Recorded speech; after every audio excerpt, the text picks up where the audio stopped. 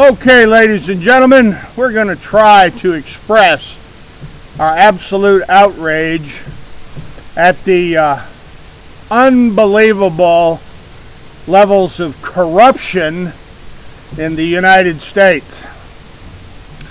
Folks, this banking fiasco and this mortgage finance and this credit markets scheme and scam has been going on for decades, even longer. The massive speculations in real estate and the unbelievable fraudulent and fake, if you will, transactions associated with the illegal seizure and the illegal foreclosures literally on hundreds of thousands, even millions of properties across the United States is a staggering reality. Now, folks, I want to remind everybody of something before I get too far into this particular video. Back in the 1960s and 70s, the inflation of the bubble caused the savings and loans, the banks, the banking scandals of the 1980s.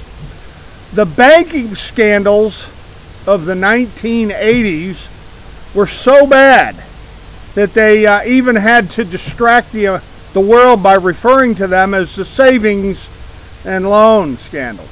It wasn't the S&Ls, trust me. Now, the thing that was extremely crooked and dirty and underhanded was the staged or faked insolvency of hundreds of large banks. They weren't insolvent, they weren't bankrupt, they weren't kaput. They had all kinds of officers and agents indemnity insurance policies, but in the process of faking their insolvencies, all of these insurance companies were spared expense of paying for the damages that these bankster gangsters caused to huge numbers of people. And it's happening again today with the various tricks of the corrupt court officers involved in the rocket docket, wastebasket, trash can denial of equal protection and due process of the law. Which brings me to the United States courts. I've had recent contact with and discussions about Judge Richard Posner and huge numbers of other people regarding the manner in which pro se litigants don't get any justice. And pro se litigants are treated like crap and trash by the federal courts. Well, here's generally how it works. You get down to the U.S. District Court, you file a fraud or a civil rights or a constitutional deprivation case, and you get jerked around for a year or so, year and a half, and then you get told that Mary and Derry, Jack and Jill went up the hill and to get a pail of water, and then they make up some other nonsense and garbage and they dismiss your case. I've had the most bizarre fabricated stories as to why my pleadings and cases don't deserve to proceed to jury in federal courts that you can possibly imagine. And after 4 or 5 cases and beginning to realize that, wait a second, it's not me, it's the courts doing this on purpose.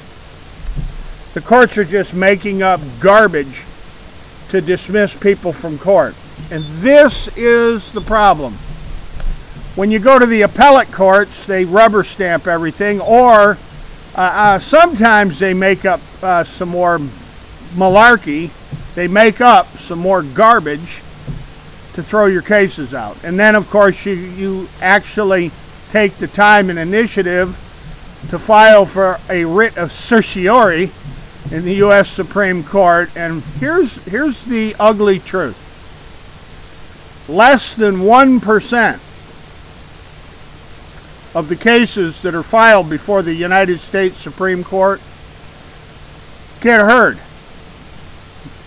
99.2% of the cases get thrown in the wastebasket trash can, or what's also known as the rocket docket.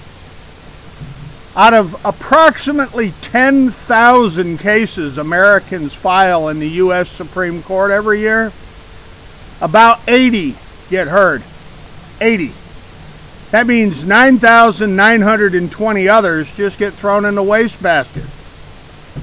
Now the excuse, the pile of malarkey that the U.S. Supreme Court uses to justify this court rape is that they don't have the time or the money to deal with all these cases.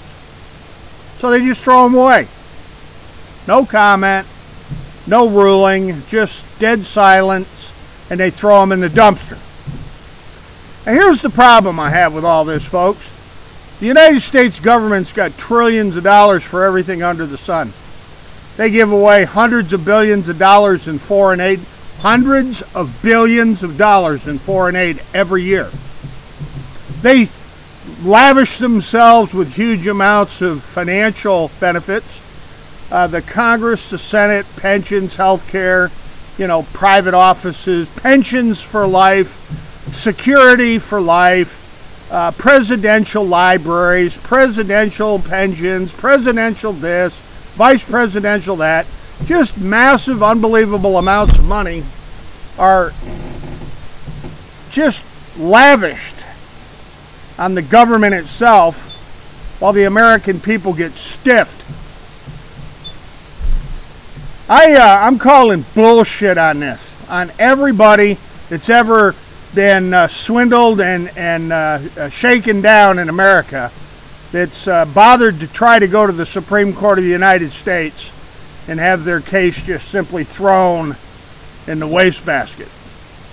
Now, I don't know about you, but when you go to like a big concert or a big sporting event, or I don't know, any number of scenarios where you have to stand in line behind thousands of people, they eventually get to you and you get through the gate.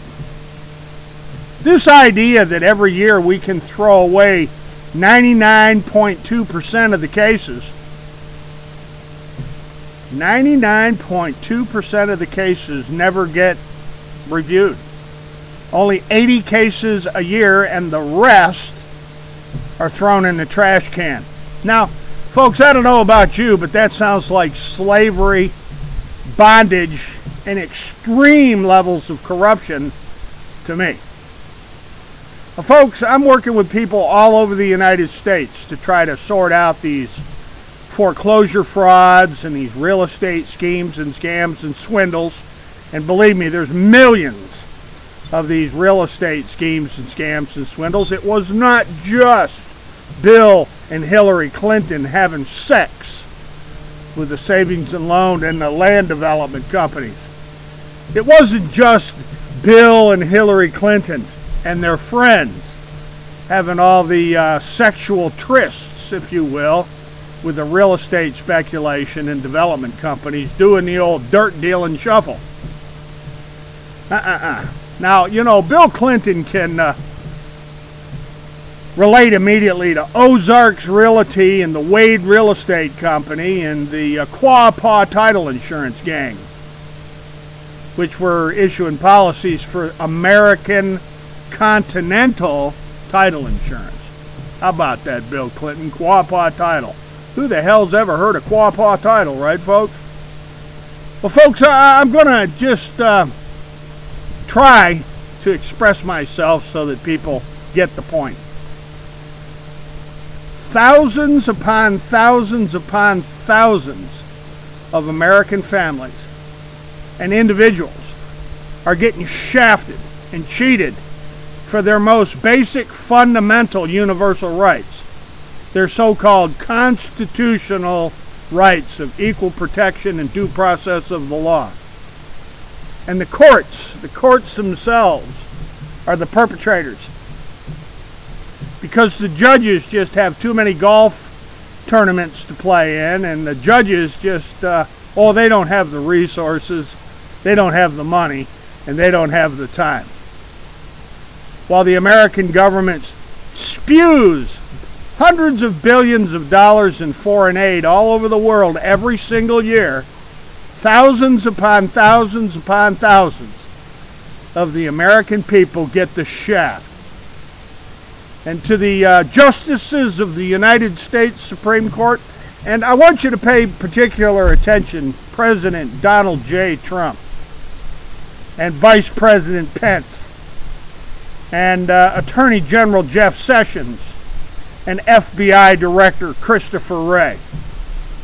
This pile of malarkey, of smoke and mirrors and distraction, and controlling the discussion in America, where the news media, the corporate news media, and the political parties constantly dominate, constantly control what's being talked about and reviewed in the news, the fake news, as Donald Trump calls it. We're going to focus like a laser beam on what in the flying hell exactly Judge Richard Posner is talking about. Why is it that a certain class of pro se self-represented Americans, why are these pro se Americans getting stiffed?